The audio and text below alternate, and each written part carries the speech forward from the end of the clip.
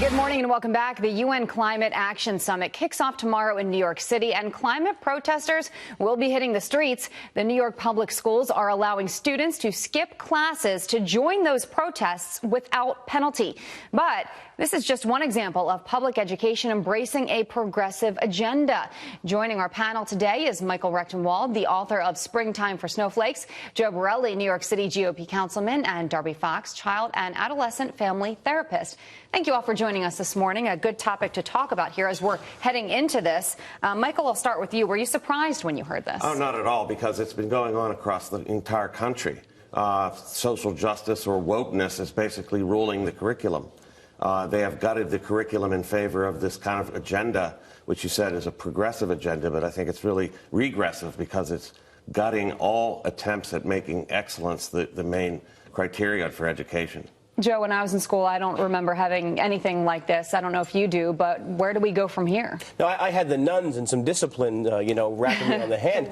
But right, I mean, this is throwing the baby out with the bathwater in the name of progressive wokeness. We actually have good programs here in New York City for gifted and talented kids. We have elite high schools like Stuyvesant High School. All this mayor and all this chancellor have tried to do is basically undermine those programs that lifted countless families out of poverty. Backwards policy at its best. Darby, I like when you say that schools should be focused on teaching students how to think, not what to think. Elaborate on that.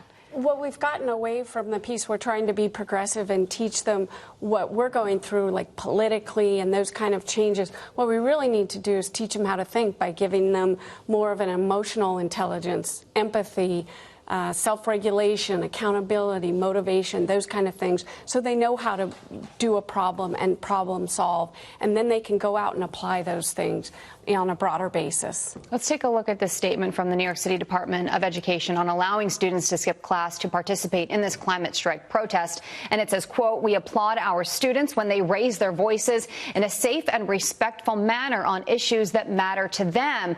But I guess I'm hung up on that that matter to them, because really this is an issue that matters to the school, it seems, because the school's the one who's allowing these kids to do this. Right. They act as if this is a predetermined conclusion, and then they just march the students into a protest. That's basically foreclosing the possibility of actually having critical thinking about the issue.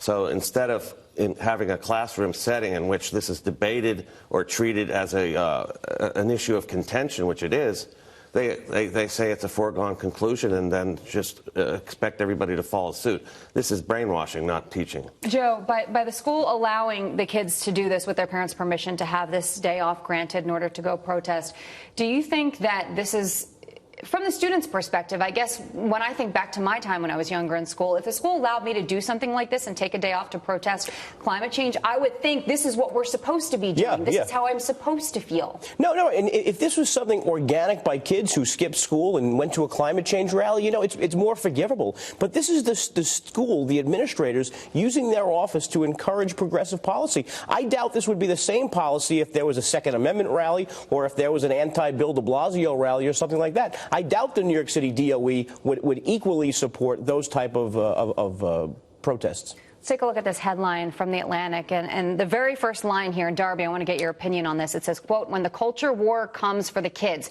Darby, are we dealing with a culture war? Is it coming for the kids? We are dealing with a culture war.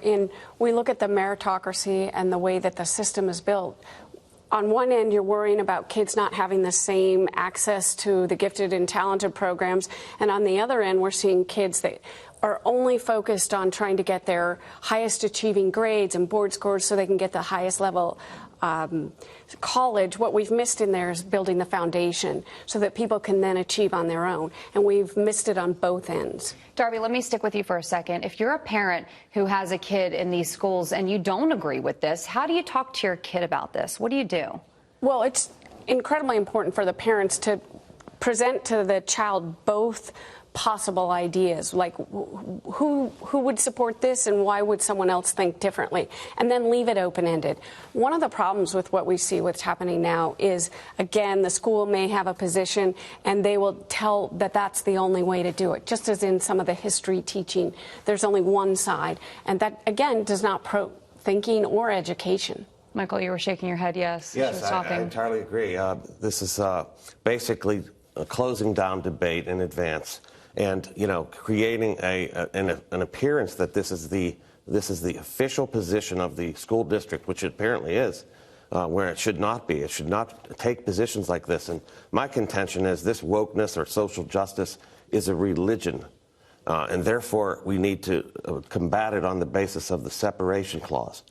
This is not supposed to be going on in education. This is purely indoctrination. Joe, final word. You're right. It's a religion where there can be no detractors. And we see that in the name of progressive wokeness, parents are now, even progressive parents, are starting to get very frustrated when they're seeing the ramifications actually fall on their children, their families, and basically their child's education future.